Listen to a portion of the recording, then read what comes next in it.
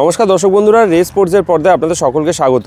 এই মুহূর্তে রয়েছি যুব ভারতীর অনুশীলন গ্রাউন্ডে, যেখানে কিন্তু আজকে ইস্টবেঙ্গল দল কিন্তু অনুশীলন সারছে। আপনারা জানেন যে আগামী সোমবার তাদের কিন্তু ঘরের মাঠে মুম্বাই সিটি এফসির বিরুদ্ধে ম্যাচ, এবং সেই ম্যাচে কিন্তু তারা প্রস্তুতি সারছে। কিন্তু তারই মাঝে আমরা কিন্তু হঠাৎই দেখতে পেলাম যে একদম তার যেই মাঠে ইস্টবেঙ্গল দল অনুশীলন সারছে তারা একদম পাশের ট্রেনিং গ্রাউন্ডেই কিন্তু হঠাৎই দেখা গেল যে মোহনবাগানের দুই তারকা ফুটবলার দিমিত্রি পেত্রাতস এবং গ্রেগ স্টুয়ার্ট তারা দেখা গেল যে সাইড লাইনে তারা নিজেদের রিকভারি সারতে।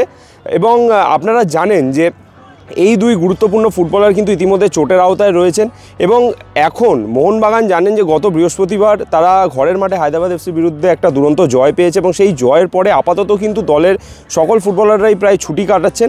কিন্তু তারই মাঝে কিন্তু এই দুই ফুটবলারকে দেখা গেল যে যত দ্রুত সম্ভব নিজেদেরকে কিন্তু সুস্থ করতে তারা মরিয়া। এবং আপনারা জানেন যে এই দুই ফুটবলার দলের জন্য কতটা অপরিহার্য এবং কতটা গুরুত্বপূর্ণ, কারণ সামনেই কলকাতার ডার্বি, এবং কলকাতার ডার্বির আগে কিন্তু কোচ হোসে মলিনা যতটা সম্ভব চাইছেন যে এই দুই ফুটবলারকে যেন দলে দ্রুত ফেরানো যায়, কারণ এই দুই ফুটবলার মাঠে থাকলে কতটা পরিমাণ একটা দলের স্ট্রেংথ বাড়ে সেটা আপনারা জানেন।